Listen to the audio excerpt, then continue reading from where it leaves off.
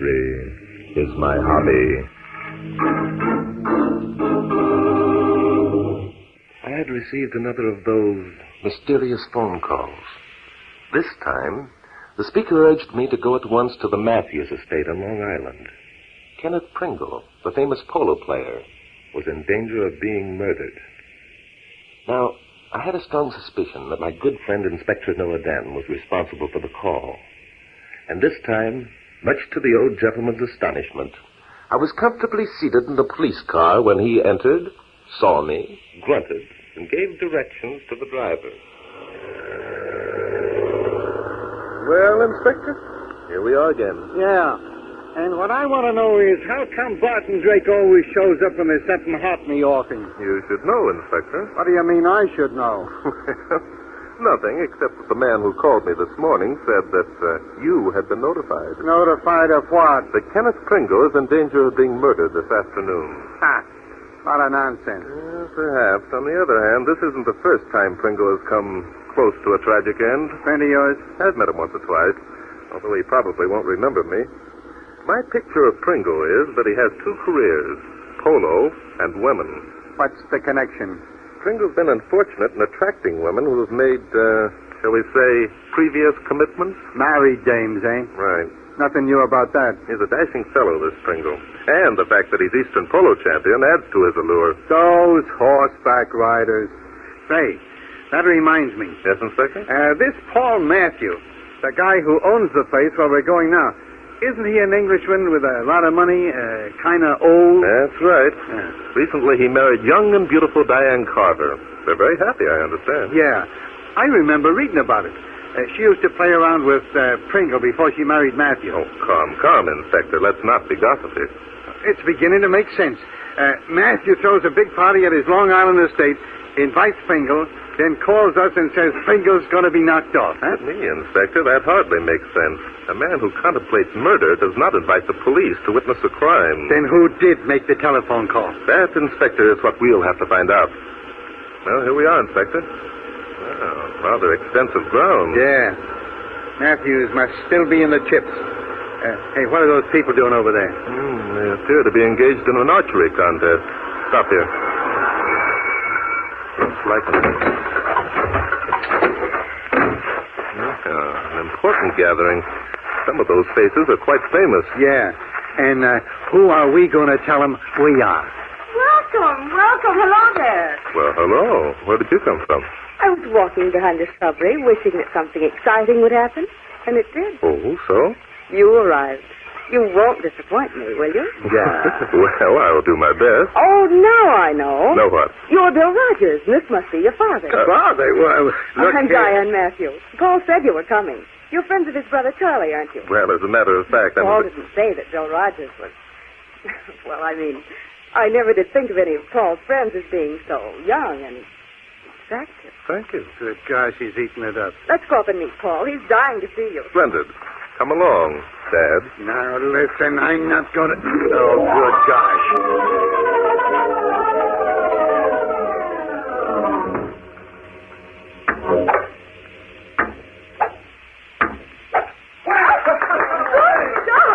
Jolly good technique, what? By Jove, I say, you can't be old Tom Rogers. Exact opposite of the way I'd pictured But he you. is Tom Rogers, Paul. Who else could he be? And this is his son, Bill. Now, wait a minute. Oh, so you're the young man I heard so much about. I must say, Charlie didn't exaggerate there. Perhaps I'd better explain. You By see... Jove, this is jolly. Now, see here, I've a bit of an apology to make. Servant trouble, the war, you know, and all that sort of thing. Do you mind shifting for yourself a bit? Not at all. Diane, darling, show the gentlemen their rooms, will you? You know, the best we can do. I say, look there. Pringle's done it again. 4 bullseyes in a row. Quite a chat. Tell me, that's Kenneth Prengle, the polo player, isn't it? Yes. Would you like to meet him? Well, later, my dear. No time now for Ken! introductions. Oh, Ken, darling. Oh, hello, Diane. Paul. Nice shooting, old fellow. Rather puts the rest of us in the shade. Ken, darling, this is Tom Rogers and his son, Bill. They're old friends. How are you? Glad to know you. Thank you. You seem adept to all forms of sports, Mr. Prengle. Well, matter of coordination, I guess. By the way, haven't we met before, Rogers? Possibly. I've watched you play a good many times. Yes, I believe once we were introduced. A guy could do a lot of damage with a gadget like that bow and arrow. Yes, an arrow has tremendous striking power if the bow is handled by an expert. Ever kill anything with it? Oh, yes, indeed. I belong to a hunt club whose rules forbid the use of any other weapon except the bow and arrow. Ken hangs on to his bow and arrow as though they were something precious. They are, to me. A good sportsman takes care of his tools. Show the folks how good you are, Ken. I say, let's wait a bit. Time for that later. Right now. Let him do his stuff. This arrow shooting business is something I'd like to see. Well, but the contest, we can't interrupt a tournament. We don't have to go over to the range. There, shoot at that tree, Ken. It's out in the open. Well, okay. Only take a minute. No, I say, Prengle, you might hurt someone. This is a lot of nonsense. Now, look here, old chap. I say, let's wait until the range is clear. Paul, come back here. Look out, Matthew. Hey. Paul's been hit. You caught me, too. Hey, the arrow's sticking in his shoulder. Oh, you didn't step out in front of me. Say, by Joe, And the arrow only went through his sleeve. Here, I'll pull it out. narrow escape was mighty careless of you, Prengle, old chap. Careless of me? Why, you deliberately... You were as white as a sheet. Why shouldn't I be? I might have killed the guy. You sure might have, brother. Would have busted you all up, too, I'll bet. What the devil do you mean by that? Well, what do you think? No, I know. I said, let's forget it. Just an accident. You're quite willing to let it end there, Matthew? Oh, yes, of course, just an accident. I say, what are you driving at? Nothing, except I don't agree. I don't think there was anything accidental about it.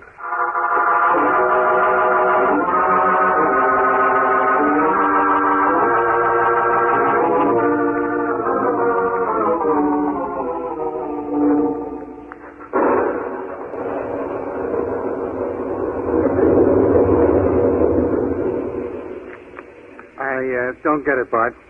It doesn't make sense. Why would Matthews deliberately try to get himself killed? He didn't. But doggone it, you said that the arrow shooting business wasn't an accident. It wasn't. Now, wait a minute. Maybe I'm dumb.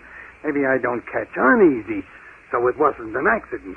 So now we've been here at Matthews's 5 hours, and Pringle's still alive, so we're a couple of suckers. Inspector, you sound so unhappy.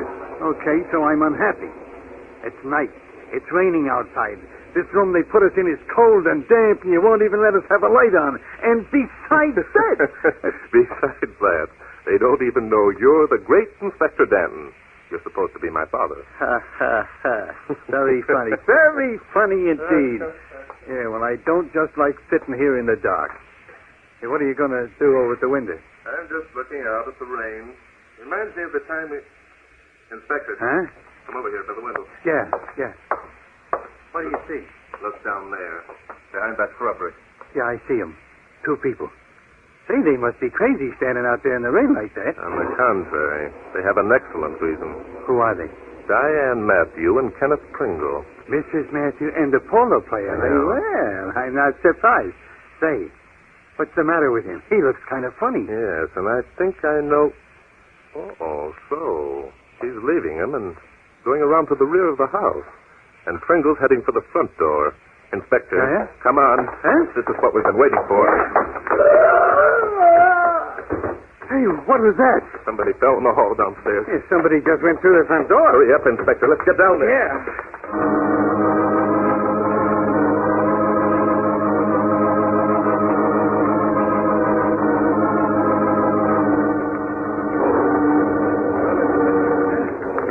It looks as though we're too late. I say, what's all the rumpus about? This is twist. Jumping Judas, look at that guy on the floor. An arrow stuck right through his throat. Yes, as I expected. Somebody killed by an arrow that was shot by the hand of an expert. By Jove, I think you're right. Grab hold, Inspector. Let's move him out of this hall. All right, I got him. Here we go. I say, this is dreadful. Awfully decent of you to help out like this, messing things up, you know. Okay. Bad enough trying to keep things cleaned up with no help, but this Killed instantly, I'd say. Who is he, Mr. Matthew? chap named Folsby, Arthur Folsby, I believe. Friend of yours, is he? Hardly. A servant. Agency sent him down. Arrived about an hour ago. Arrogant sort. Arrogant?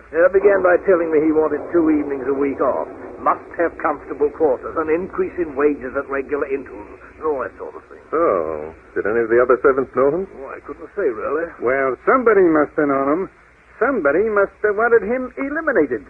I say, you don't think the chap was deliberately murdered? Oh, no. He stuck that arrow in his throat because it tickled. He liked it. Look look here, aren't you being a bit sarcastic? I say, what's the meaning of all these questions? What I mean is, it should be I who does the questioning, shouldn't it? Well, now, think of that. He wants to know. Dad, Mr. Matthew's right. Now, listen. This is a serious matter, Mr. Matthew. I think we'd all better explain exactly where we were when Fallsby cried out. Later, we'll give the others a chance to do likewise. Yeah, good idea. It'd be necessary to notify the police, I suppose. Oh, possibly we can have the thing cleared up by the time they arrive. The police? Dad, you see, Dad and I were up in our room. We heard the screams and immediately came down to investigate. Yeah, saw you myself. Clear as you two chaps, all right. Thank you, sir. And now, where were you, old thing? I? Well, in the kitchen, of course. I thought you knew. No, we didn't know. We are not mind readers. What were you doing in the kitchen? Well, really? I was talking to Fallsby. Oh, talking to Fallsby. So someone walked in with an arrow. Dad, suppose we let Mr. Matthew tell us exactly what happened. Huh? Right. Really, Rogers, I can't understand your attitude. I was giving Fallsby his instructions, assigning him a room, that sort of thing, when the doorbell rang. The front door. Yes. Fallsby, I say, just pop out there and see who it is. A good chance to do your stuff. And did he pop? Precisely. And what did you do? Oh, I sat in the kitchen and waited. Wanted to give Fallsby a chance, you know. Then what happened? Well, really, it was the same thing that happened to you. I heard the front door open, then Fallsby gasped. I jumped forward and ran forward to the rescue. Matthew to the rescue, eh? Yes, I got there too late, though. Culprit was just escaping through the front door when I rushed into the hall. Thank you, Mr. Matthew. Now, I think perhaps you're right. We'd better notify the police. The police? Now, look. By Jove! What is it, Mr. Matthews? Yes? I say, this is awkward. What the devil are you talking about? That's my soul. This is really... Now, look here. This jacket that fellow's wearing, it's mine. Oh, so? Yours. Well, now. Yes, I remember. You were wearing it this afternoon. That means that whoever murdered Fallsby intended you to be the victim, Mr. Matthew.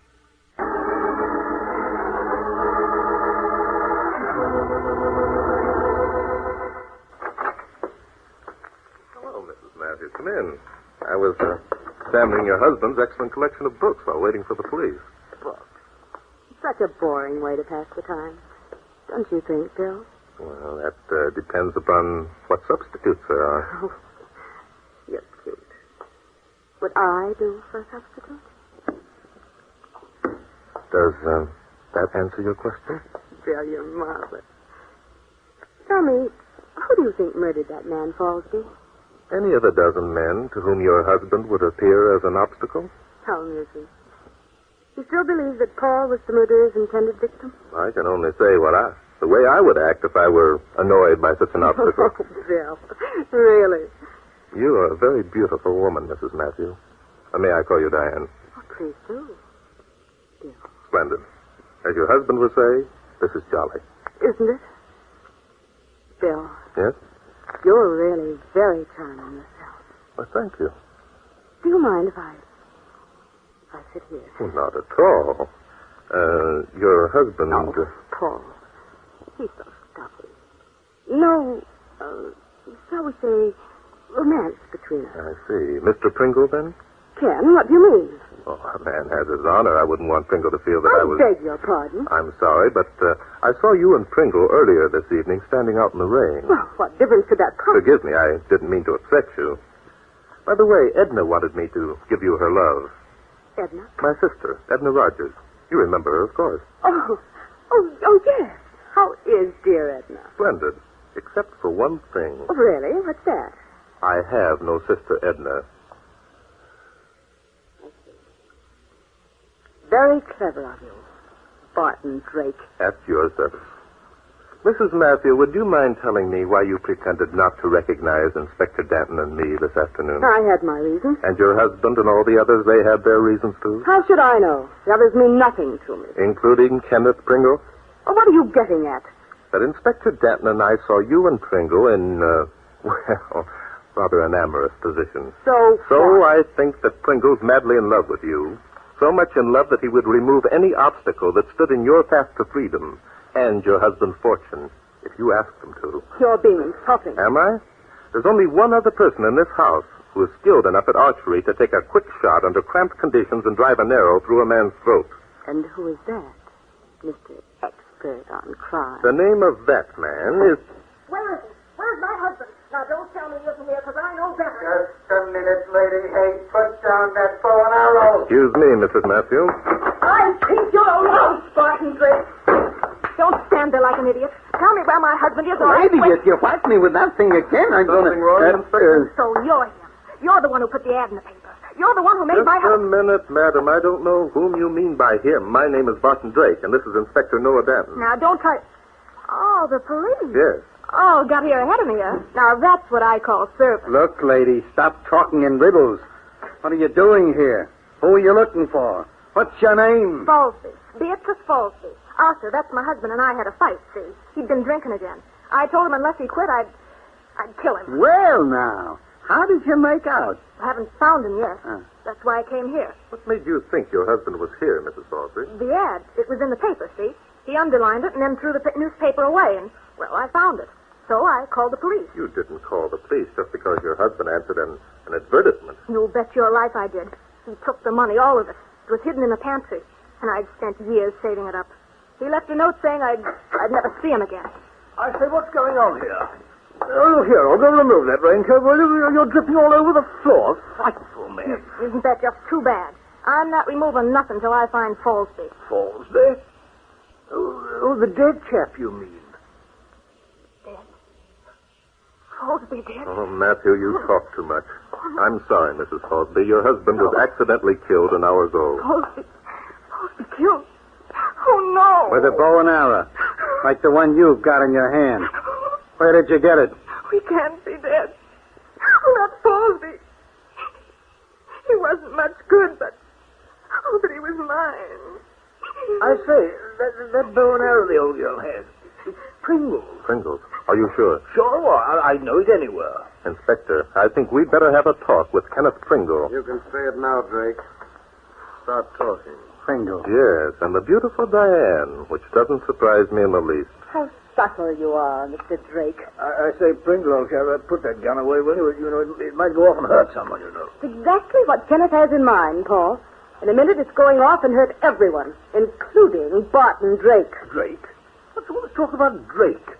Who's Drake? Now, see here. Just a minute, Matthew. I'm Drake, Barton Drake, private investigator, and this is Inspector Noah Danton. No, but look here, I thought... No, you didn't think I was the son of your old friend Tom Rogers. You knew who I was from the first. You all knew. And now I know the reason for your pretense. I also know who murdered Arthur Falsby. Give it to him, Ken. Kill him. He knows you murdered Falsby. You'll go to the chair. You killed him. You killed my husband. Hey, put down that bow. Look out, Inspector.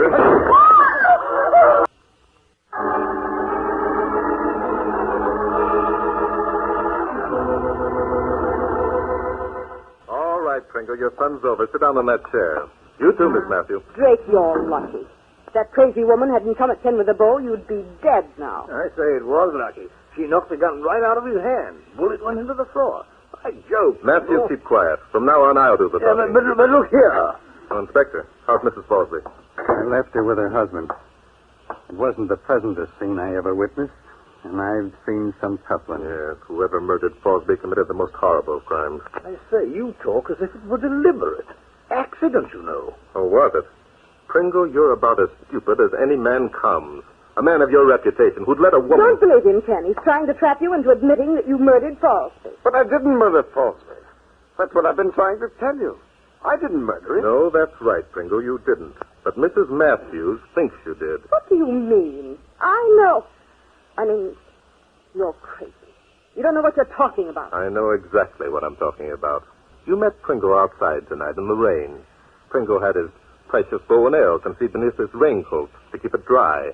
That's what gave him an awkward look when he stood there holding you in his arms. I say, Drake, that's rather a nasty remark. Diane wouldn't... Yes, she would, and you knew she would. In fact, you knew she was going to meet Pringle tonight because she told you so. That's a lie. Tell him it's a lie, Paul. Go on, Drake. Diane finally convinced Pringle that the only way that he could have her and her husband's fortune was to eliminate you, Matthew. She knew that you'd be tormented by thoughts of her being in the arms of another man, and sooner or later you'd come looking for her. Pringle was supposed to kill you as you stood in the lighted doorway. Am I right, Pringle? Yes. You're right. But the plans went awry. You didn't appear, Matthew. Diane went around back to see if you were in the kitchen, and then Pringle's courage failed him. He tossed his bow and arrow in the bushes, intending to get it back later. That is the most ridiculous. Sit down, Matthew. No, please, I've something I want to say. Drake, that was clever of you. Tell me, when did you become suspicious that I was the murderer? Yeah, when? This afternoon, when you got in the way of Pringle's arrow, to make it appear as if Pringle were trying to kill you. I was afraid of that. Diane, I loved you very much. Too much, I'm afraid. Sometimes I think I wasn't in my right mind. Paul, you didn't... Yes, I did. When Fallsby arrived, he was wet through from the rain. I gave him my jacket to put on. I sent him to answer the door. I knew Pringle would think it was I and shoot him. And then you reasoned that Pringle would be accused of the crime and sent to the chair. With him out of the way, you hoped to regain Diane's love. That's true. I must have gone completely insane. When Fallsby opened the door and Pringle wasn't there, You shot Fallsby yourself? Yes, my bow was in the kitchen. I wanted everyone to think that Pringle had tried to kill me, and now... He's got a gun. Oh, there's no need to be alarmed. None of you will get hurt if you do exactly as I say. Drake, to satisfy an old man's curiosity, how were you so sure? It was your remark to Mrs. Fallsby that furnished the missing link in the chain of circumstances, asking her to remove her raincoat because it was dripping on the floor.